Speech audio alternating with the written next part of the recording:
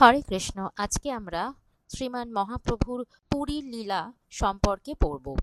পূর্ববর্তী অংশগুলি শোনার জন্য আপনারা শ্রী চৈতন্য মহাপ্রভুর জীবনী এবং শিক্ষা নামক প্লেলিস্টটি চেক করতে পারেন।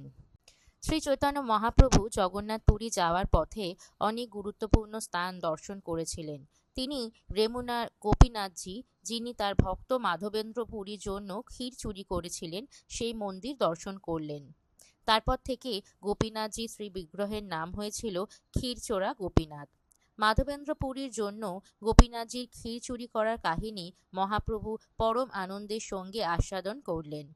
পরমেশ্বর ভগবানের চুরি করার প্রবণতা রয়েছে, কিন্তু পরমেশ্বর ভগবানের চুরি করাও চিন্ময়। তার চুরিতে জড়জাগতিক বিকৃতির দোষ থাকে না, তখন তা মহাপ্রভুরও আরাধ্য হয়। ভগবানের চুরিও ভগবানের মতোই অপ্রাকৃত। গোপীনাথজির ক্ষীর চুরি করার কৌতূহল দীপক কাহিনী শ্রীল কবিরাজ কৃষ্ণদাস কবিরাজ গোস্বামী চৈতন্য চরিতামৃত গ্রন্থে সবিস্তারে বর্ণনা করেছেন। উড়িষ্যার বালেশ্বর জেলার রেমুনায় ক্ষীরচোরা গোপীনাথজির মন্দির দর্শন করার পর শ্রী চৈতন্য মহাপ্রভু পুরীর দিকে যাত্রা করলেন এবং পথে তিনি সাক্ষী গোপাল মন্দির দর্শন করলেন। দুজন ব্রাহ্মণের পারিবারিক কলহের সমাধান করার জন্য সাক্ষী হয়ে গোপাল বৃন্দাবন থেকে পায়ে হেঁটে বিদ্যানগরে এসেছিলেন।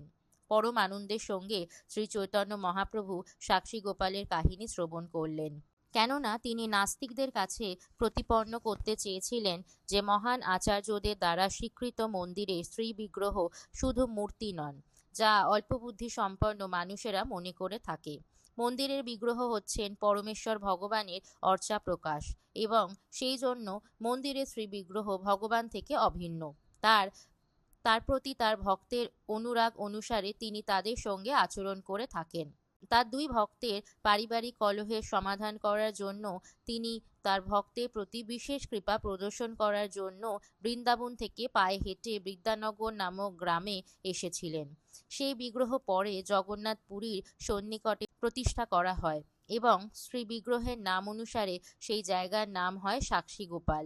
সেখানে এক রাত্রি অবস্থান করে শ্রী চৈতন্য মহাপ্রভু জগন্নাথ পুরীর দিকে যাত্রা করলেন। পথে নিত্যানন্দ প্রভু তার সন্ন্যাস দণ্ড ভেঙে ফেলেন। এই জন্য আপাতভাবে তার সহগামীদের প্রতি ক্রোধ প্রদর্শন করলেন এবং তাদের সঙ্গ পরিত্যাগ করে একাই পুরী চলে গেলেন। পুরীতে জগন্নাথ দেবের মন্দিরে প্রবেশ করে তিনি প্রেমাবেশে মূর্ছিত হলেন।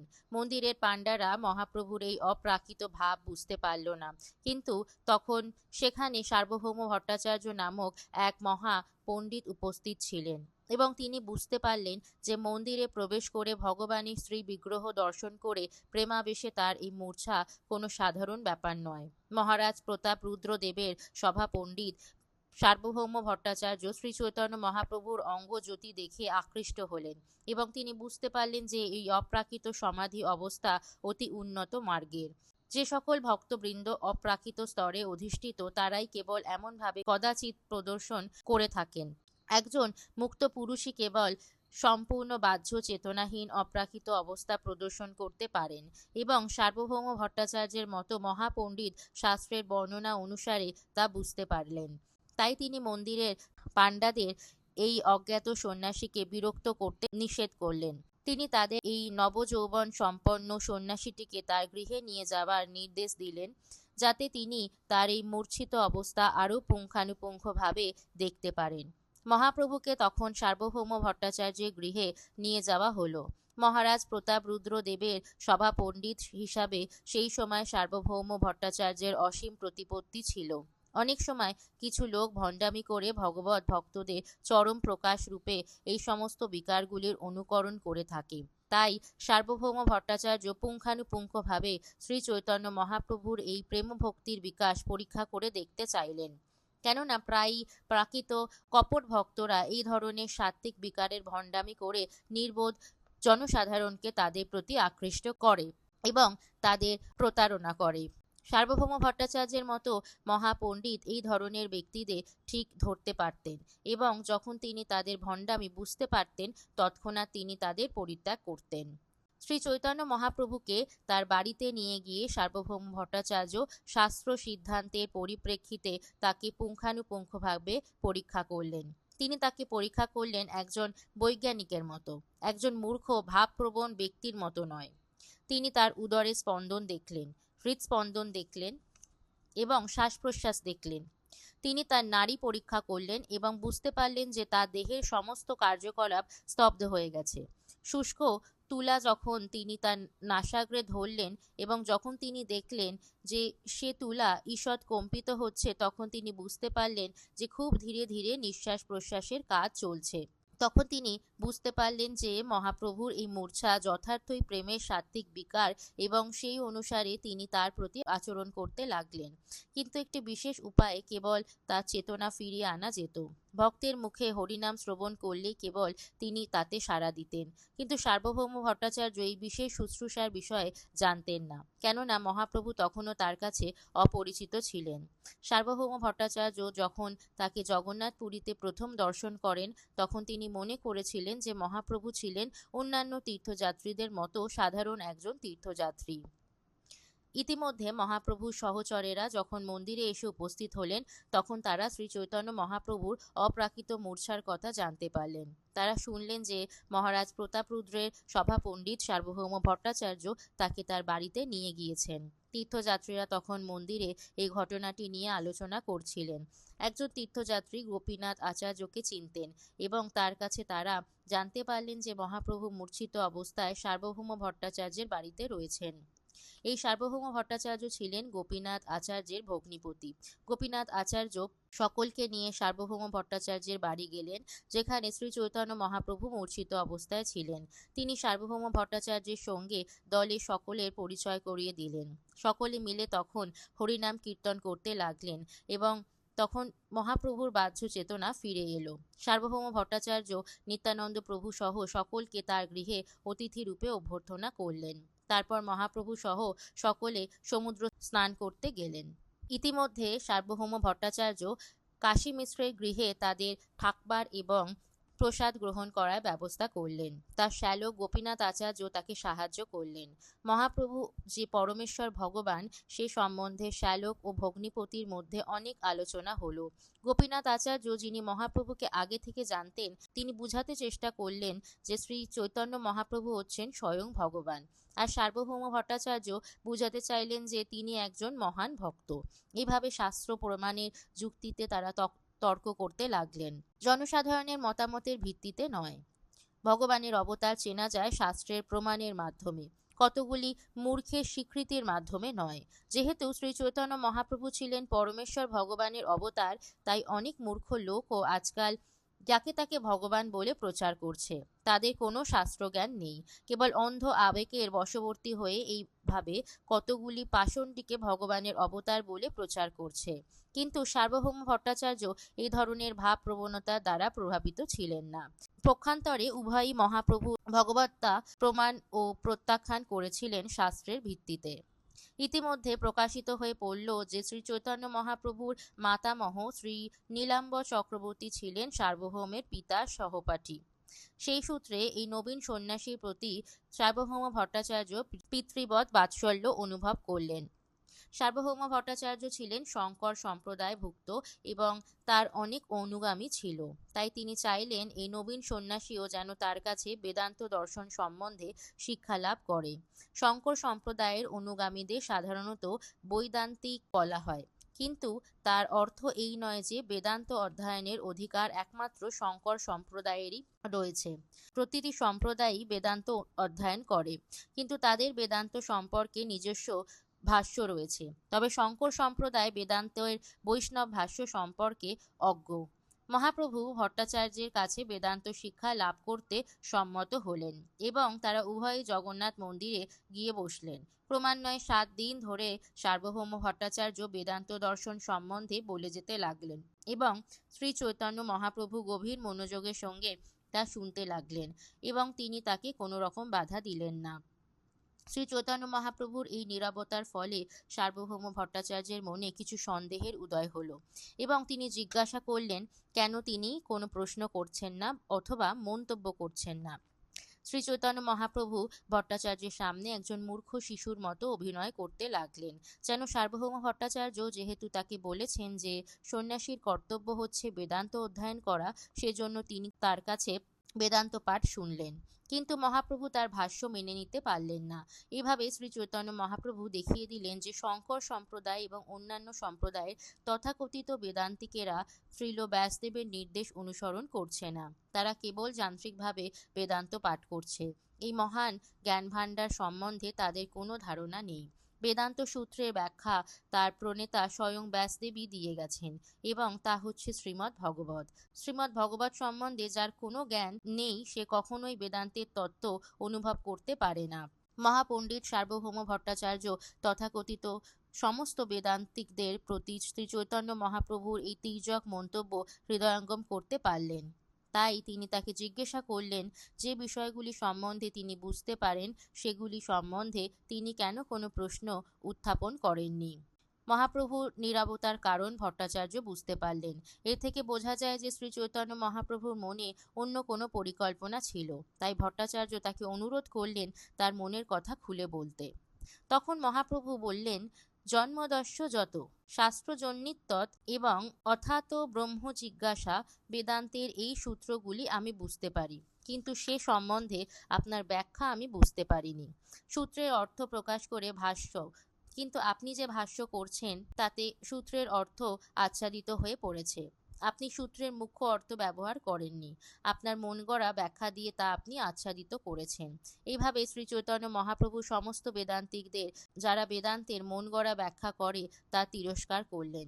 এইভাবে বেদান্ত সূত্রের সমস্ত মন গড়া ব্যাখ্যা শ্রী চৈতন্য মহাপ্রভু বর্জন করলেন।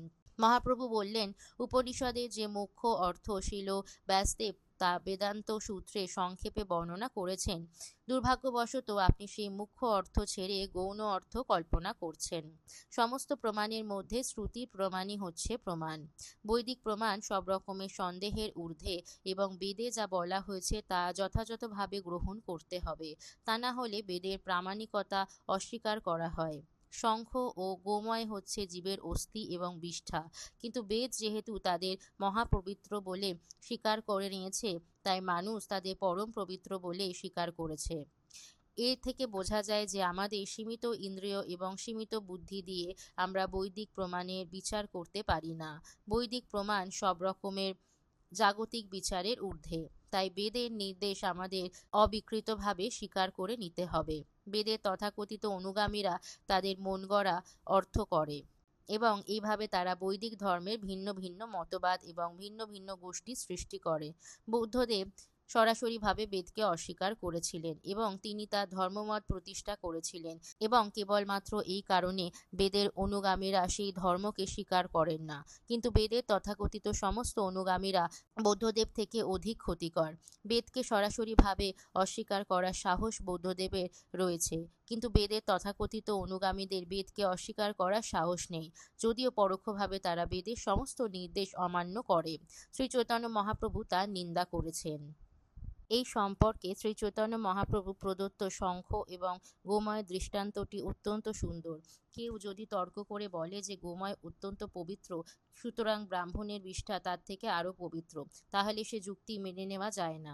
গোময়কে স্বীকার করা হয়েছে, কিন্তু মহাপণ্ডিত ব্রাহ্মণের বিষ্ঠাকে অপবিত্র বলে বর্জন করা হয়েছে।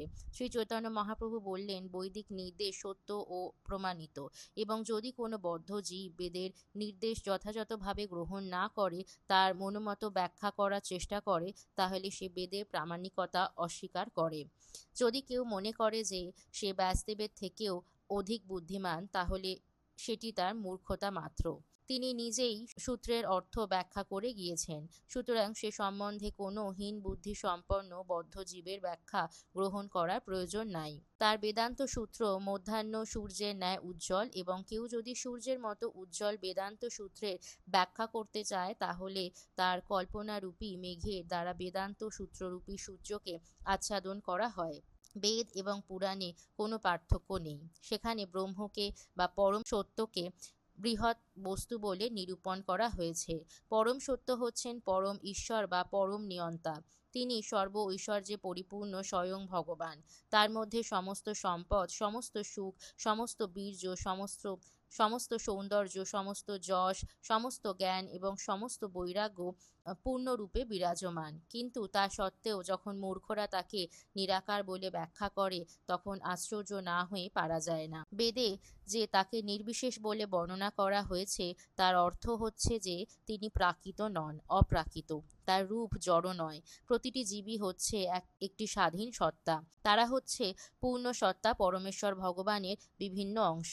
বিভিন্ন অংশগুলি যদি এক একটি স্বাধীন স্বতন্ত্র সত্তা হয়, তাহলে তাদের পরম উৎস কখনোই নির্বিশেষ হতে পারে না। সমস্ত আপেক্ষিক ব্যক্তিদের মধ্যে তিনি হচ্ছেন পরম ব্যক্তিত্ব।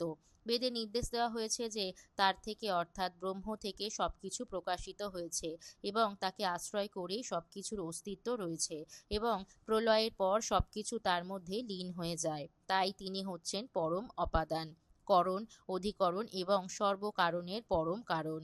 এই কারণগুলি কোনো নির্বিশেষ বস্তুতে আরোপ করা যায় না। বেদে বলা হয়েছে এক বহু সাম্য। তিনি বহু রূপে প্রকাশিত হয়েছেন এবং যখন তিনি বাসনা করেন, তখন তিনি জড় প্রকৃতির প্রতি ঈক্ষণ করেন। জড়া প্রকৃতির প্রতি তার দৃষ্টিপাতের পূর্বে জড় জগতের অস্তিত্ব ছিল না, তাই তার দৃষ্টিপাত জড় নয়। ভগবান যখন প্রকৃতির প্রতি দৃষ্টিপাত করেছিলেন, তখন জড় বুদ্ধির বিকাশ হয়নি। তাই বৈদিক প্রমাণের দ্বারা প্রতিপন্ন হয়েছে যে ভগবানের অপ্রাকৃত চক্ষু রয়েছে এবং তার অপ্রাকৃত মন রয়েছে, সেগুলি জড় নয়। তাই তাকে নির্বিশেষ বলে বর্ণনা করার অর্থ হচ্ছে জড় বিশেষত্ব মুক্ত। তাতে তার অপ্রাকৃত সবিশেষত্ব অস্বীকার করা হচ্ছে না। ব্রহ্ম বলতে পরমেশ্বর ভগবানকে বোঝানো হয়েছে। নির্বিশেষ ব্রহ্মজ্ঞান কেবল স্বীকৃত জড় ধারণা। পরমাত্মা হচ্ছে সর্বভূতে ভগবানের প্রকাশ। সমস্ত শাস্ত্রের প্রমাণের পরিপ্রেক্ষিতে পরম ব্রহ্মকে উপলব্ধি করাই হচ্ছে পরমেশ্বর ভগবানকে উপলব্ধি করা। তিনি হচ্ছেন বিষ্ণু তত্ত্বের পরম উৎস। পুরাণ হচ্ছে বেদের অনুগামী শাস্ত্র। সাধারণ লোকের পক্ষে বৈদিক মন্ত্রের মর্ম উপলব্ধি করা অত্যন্ত কঠিন। স্ত্রী, বৈশ্য এবং ব্রহ্ম বন্ধুরা ব্রাহ্মণ কুলে যাদের জন্ম হয়েছে, কিন্তু যারা ব্রাহ্মণের গুণাবলী অর্জন করতে পারেননি, বেদের মর্ম উপলব্ধি করতে পারেন না। সেই কারণে বৈদিক জ্ঞানকে ভালোভাবে প্রকাশ করার জন্য পুরাণ এবং মহাভারত প্রকাশ করা হয়েছে। বালক কৃষ্ণের কাছে প্রার্থনা করে ব্রহ্মা বলেছেন যে ব্রজবাসীদের ভাগ্যের সীমা নেই। যেহেতু পরমানন্দ স্বরূপ পূর্ণ ব্রহ্ম বর্তমানে তাদের পরম আত্মীয় রূপে প্রকট হয়েছেন। বৈদিক মন্ত্রে বলা হয়েছে যে তার পা নেই, তার হাত নেই, কিন্তু তবুও তিনি সবচাইতে দ্রুত গমন করেন এবং ভক্তি ভরে তাকে যা দেওয়া হয় তা তিনি গ্রহণ করেন। এর থেকে স্পষ্টভাবে বোঝা যায় যে তার বিভিন্ন অঙ্গ সমন্বিত রূপ রয়েছে, কিন্তু তার সেই অঙ্গগুলি প্রাকৃত বা জড় নয়। ব্রহ্ম কখনোই নির্বিশেষ নন, কিন্তু মন্ত্রগুলি যখন পরোক্ষভাবে বিশ্লেষণ করা হয়, তখন ভ্রান্তিবশত তারা মনে করে যে ভগবান নির্বিশেষ। পরমেশ্বর ভগবান সমস্ত ঐশ্বর্যে পরিপূর্ণ এবং তার রূপ রয়েছে এবং সেই রূপ সৎ, চিৎ এবং আনন্দময়।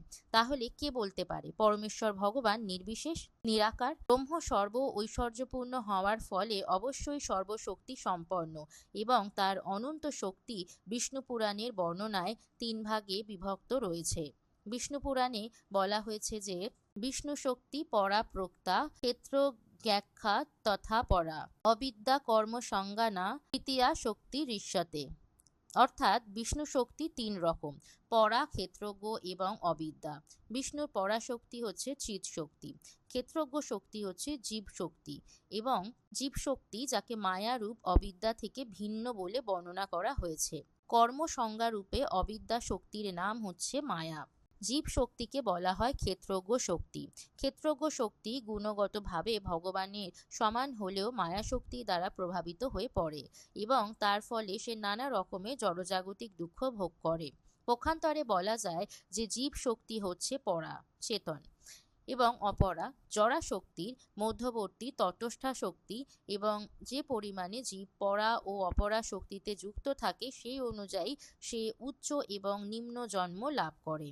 ভগবান পূর্ব উল্লেখিত জড়া শক্তি এবং তটস্থা শক্তির ঊর্ধ্বে এবং তার চিৎ শক্তি 3টি বিভিন্নভাবে প্রকাশিত করেছে: সৎ বা নিত্য অস্তিত্ব রূপে, চিৎ বা পূর্ণ জ্ঞান রূপে এবং আনন্দময় রূপে। সেই চিত এবং আনন্দ যথাক্রমে সাধিত হয় ভগবানের সন্ধিনী, সম্বিত এবং লাদিনী শক্তির প্রভাবে।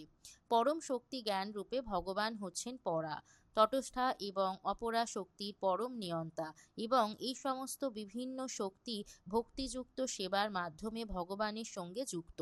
এইভাবে পরমেশ্বর ভগবান তার চিন্ময় রূপে নিরন্তর দিব্য আনন্দ আস্বাদন করেন।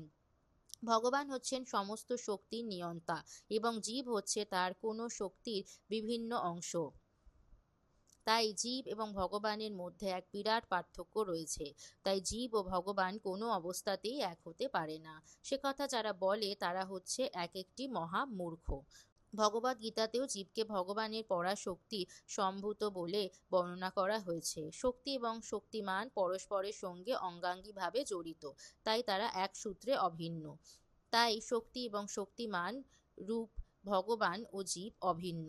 মাটি, জল, আগুন, বায়ু, আকাশ, মন, বুদ্ধি, অহংকার এই সবই হচ্ছে ভগবানের নিকৃষ্ট শক্তি। কিন্তু ভগবানের উৎকৃষ্ট শক্তি বা পরাশক্তি সম্ভূত বলে জীব সেই সব থেকে অভিন্ন। সেই কথা ভগবদ্গীতা 7ম অধ্যায়ের 4র্থ শ্লোকে বর্ণিত রয়েছে। ভগবানের রূপ সৎ, চিত এবং আনন্দময়। তাই কিভাবে তা জড়া প্রকৃতির গুণ সম্ভূত হতে পারে? যে সমস্ত মানুষ ভগবানের সবিশেষ রূপে বিশ্বাস করে না তারা হচ্ছে কতগুলো অসুর, এবং তাই তারা অস্পৃশ্য। সুতরাং তাদের দর্শন পর্যন্ত করা উচিত নয়। জন্ম জন্ম ধরে যম তাদের দণ্ড দেবেন। বৌদ্ধরা বেদ মানে না বলে তাদের নাস্তিক বলা হয়, কিন্তু যারা নিজেদের বেদের অনুগামী বলে জাহির করে বৈদিক সিদ্ধান্ত মানে না তাদের অবশ্যই বৌদ্ধদের থেকেও ভয়ঙ্কর ভাবা উচিত। অত্যন্ত কৃপাপরবশ হয়ে শ্রীল ব্যাসদেব তার বেদান্ত সূত্রে বৈদিক জ্ঞানের সারমর্ম হৃদয়ঙ্গম করেছেন। কিন্তু কেউ যদি শঙ্করাচার্য সম্প্রদায়ভুক্ত মায়াবাদীদের ভাষ্য শ্রবণ পর্যন্ত করে তাহলে তার সর্বনাশ হবে এবং সে পারমার্থিক জীবন থেকে বিচ্যুত হবে। ভগবান থেকে সৃষ্টির উদ্ভব তত্ত্ব বেদান্ত সূত্রের প্রাথমিক বিষয়। সৃষ্টির সবকিছুই পরমেশ্বর ভগবানের অচিন্ত শক্তি থেকে উদ্ভূত হয়েছে। সৃষ্টির এই উদ্ভব তত্ত্ব থেকে পরশমণি দৃষ্টান্ত দেওয়া যায়। পরশমণি অন্তহীন লোহাকে সোনায় রূপান্তরিত করতে পারে, কিন্তু তা সত্ত্বেও পরশমণির কোনো বিকার হয় না। তেমনি পরমেশ্বর ভগবান তার অচিন্ত শক্তির প্রভাবে তার অন্তহীন সৃষ্টি প্রকাশ করতে পারেন, কিন্তু তা সত্ত্বেও তিনি পূর্ণ ও অবিকৃত থাকেন।